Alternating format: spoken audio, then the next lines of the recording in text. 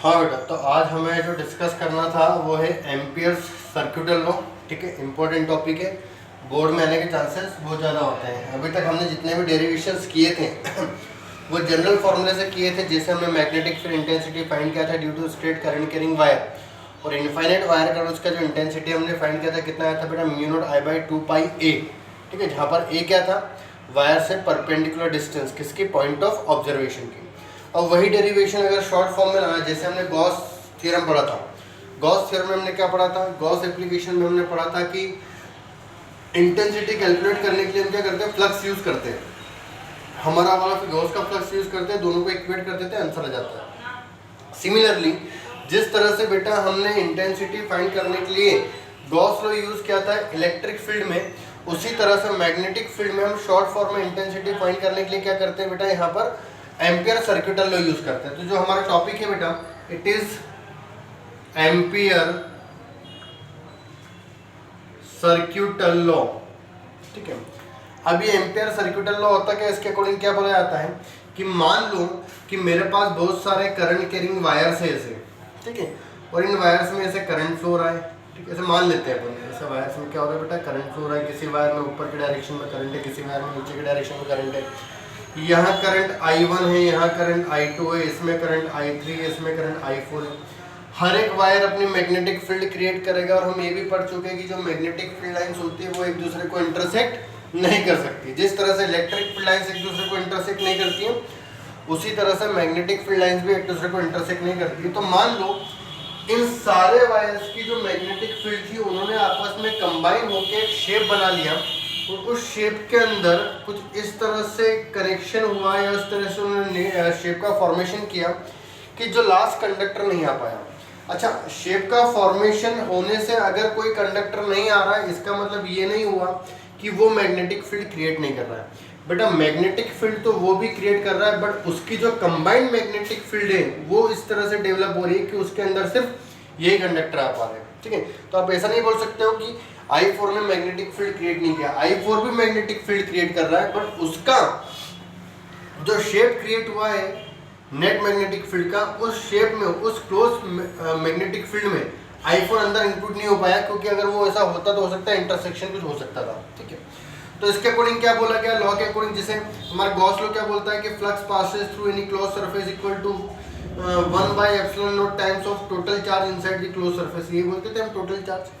अब यहाँ पर यही गॉस लॉ जो था इंटेंसिटी फाइंड करने के लिए यूज किया गया था इलेक्ट्रिक फील्ड में, इसी तरह से एम्पियर सर्क्यूटल लॉ को यूज किया गया मैग्नेटिक फील्ड फाइंड करने के लिए। कैसे, बड़ा सिंपल सा कॉन्सेप्ट है। इसमें क्या बोला गया, line integration of magnetic field for a close loop is equal to mu naught times of summation of current inside the loop. देखो कंपेयर करके बताता हूँ, हमारा जो गॉस लॉ था उसमें क्या बोला था, area integration of electric field, यहाँ लाइन इंटीग्रेशन होता है मैग्नेटिक फील्ड का, तो वहां पर area integration of electric field for a close surface, यहाँ पर क्लोज लूप बनता है तो वहां पर सरफेस बनती थी, इज इक्वल टू, वहां क्या होता था बेटा Gauss law, 1 by epsilon naught times of total charge, तो यहाँ क्या होता है बेटा, mu naught times of total current. तो ज्यादा कोई डिफरेंस नहीं है, बिल्कुल उससे सिमिलर है गॉस लॉ से।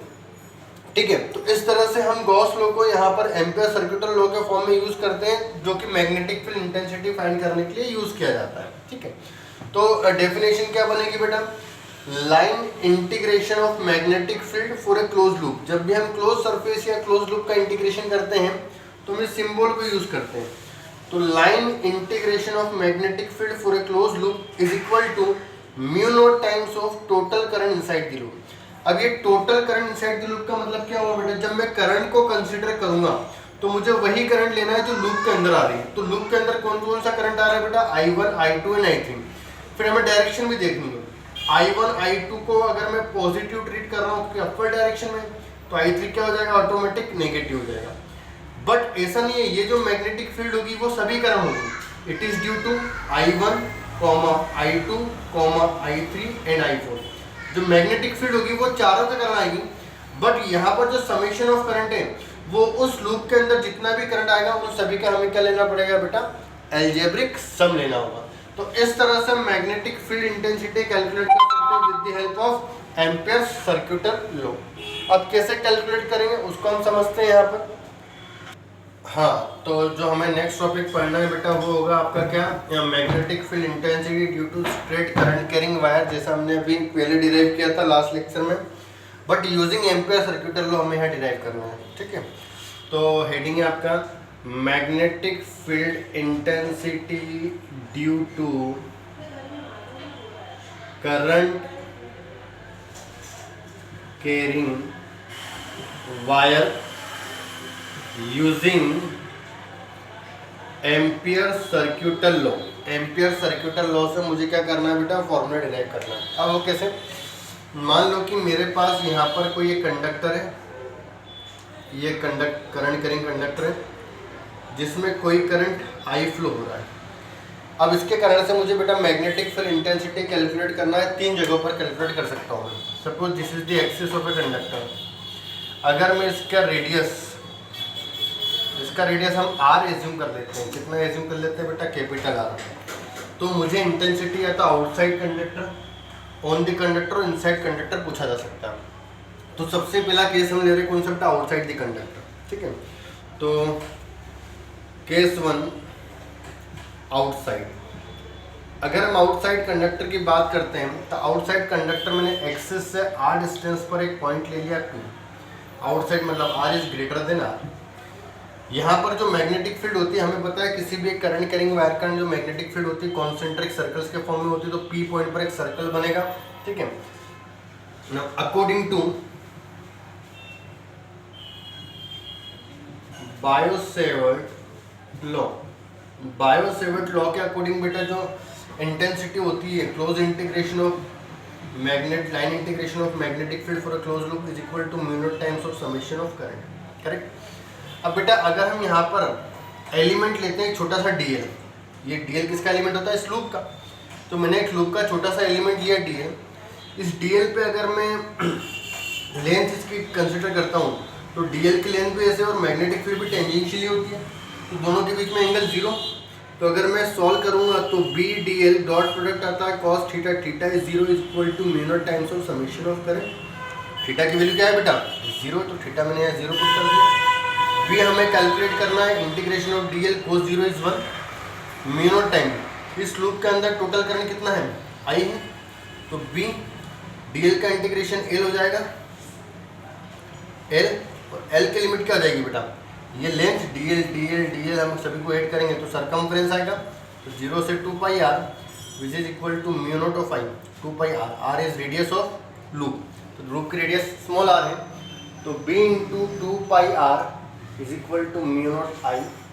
तो यहाँ पर इंटेंसिटी आ जाएगी mu naught I by 2 pi. देखो सेम इंटेंसिटी आ रही है बेटा जो हमने कैलकुलेट करी थी किसमें, पहले वाले क्वेश्चन में। उसमें बहुत बड़ा डेरिवेशन किया था, याद करो। उसमें जो इंटेंसिटी आई थी बेटा मेरे पास वो कितनी आई थी, म्यू नॉट आई बाय 2 पाई ए आई थी।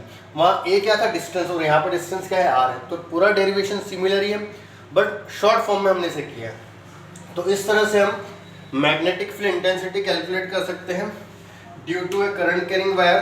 ठीक है, और मैंने कहाँ कैलकुलेट किया है बेटा, अभी आउटसाइड।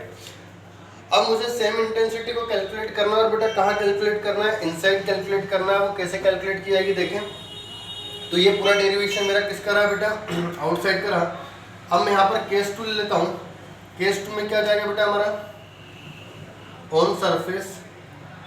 अगर हम सरफेस की बात करते हैं तो r is equal to r हो जाएगा। और अगर r is equal to r हो जाता है तो सब कुछ सेम ही रहेगा। सेम रहेगा मतलब जो इंटेंसिटी आ जाएगी मेरे पास वो क्या हो जाएगी, b is equal to mu naught I by 2 pi r था और r की जगह r हो जाएगा। बस ये डायरेक्ट मेरा आंसर हो गया केस 2 में, करेक्ट। अब हम बात करें बेटा किसकी, केस 3 की। तो केस 3 कैसे सॉल्व किया गया देखें, बड़ा सिंपल सा कॉन्सेप्ट है। अगर हम केस 3 की बात करते हैं, केस 3 इनसाइड होगा, तो केस 3 इनसाइड। अगर इनसाइड की बात करते हैं तो r is less than r। उस केस में मान लो कि कंडक्टर था मेरा, ठीक है, थोड़ा बड़ा बना लेते हैं ताकि अच्छे से आपको क्लियर हो। ठीक है, इसका रेडियस कितना था बेटा, r। इसके सेंटर से मैंने क्या करा, r डिस्टेंस पर एक एलिमेंट लिया। ठीक है। अब इस आर के अंदर जो करंट फ्लो हो रहा है उसके कारण तो मैग्नेटिक फील्ड कॉन्सेंट्रिक होगी। फिर से मैंने एम्पियर सर्किटल लॉ को अप्लाई किया, तो according to ampere circuital law line integration of magnetic field for a close loop is equal to mu naught times of summation of current. ठीक है, ये क्या होगा, हमारे पास मैग्नेटिक फील्ड इंटेंसिटी की वैल्यू होगी। ठीक है, फिर से सॉल्व करते हैं तो एलिमेंट और डीएल के बीच में और मैग्नेटिक फील्ड के बीच में सेम होगा एंगल, तो 0 डिग्री एंगल बनेगा, तो यहाँ पर इंटीग्रेशन अगेन डीएल आ जाएगा which is equal to mu naught times of summation of I. अब बेटा हम अगर आई करंट की बात करें तो आई करंट तो पूरे में फ्लो हो रहा था, बट मुझे क्या बोला गया है, ये जो समेशन ऑफ करंट होता है किस में होता है बेटा, क्लोज लूप में, और मेरा क्लोज लूप तो ये वाला है, जहाँ पर मुझे इंटेंसिटी फाइंड करनी होती है वहाँ क्लोज लूप बनाता हूँ। तो आई करंट तो पूरे में था, बट मुझे तो इसमें पता है।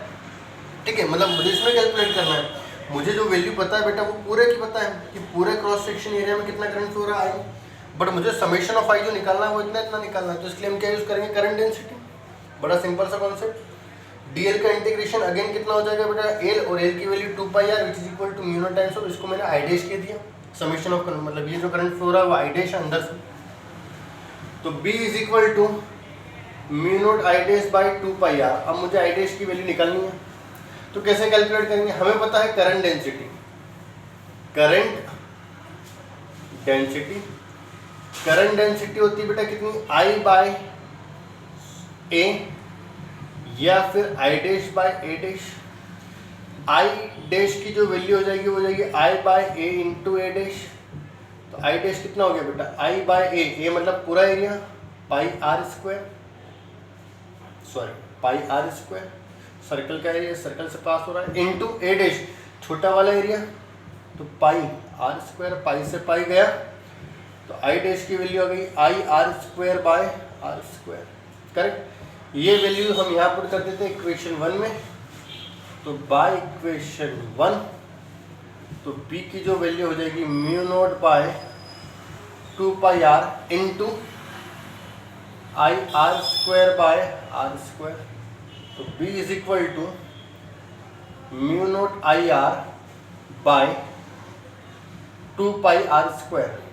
ये मेरे पास इंटेंसिटी हो गई। ठीक, अब बात आती है बेटा कि ये जो इंटेंसिटी आ रही है इसका ग्राफ किस तरह से क्रिएट होगा, तो हम इसका ग्राफ देख लेते हैं। ठीक, देखिए अगर हम ग्राफ की बात करते हैं बेटा, तो ग्राफ जो हम बनाएंगे वो किसके बीच में क्रिएट होगा, वो होगा magnetic field intensity versus r के बीच में होगा।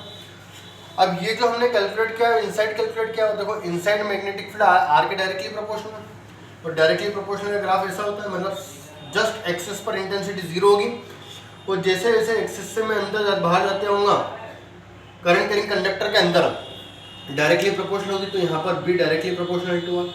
बट जैसे बेटा मैं बाहर जाता हूँ, बाहर जो मैग्नेटिक फील्ड इंटेंसिटी होती है वो कितनी है, mu naught I by 2 pi r, inversely proportional, और इनवर्सली प्रोपोर्शनल का ग्राफ कुछ इस तरह से होता है, this is magnetic field intensity is inversely proportional to are.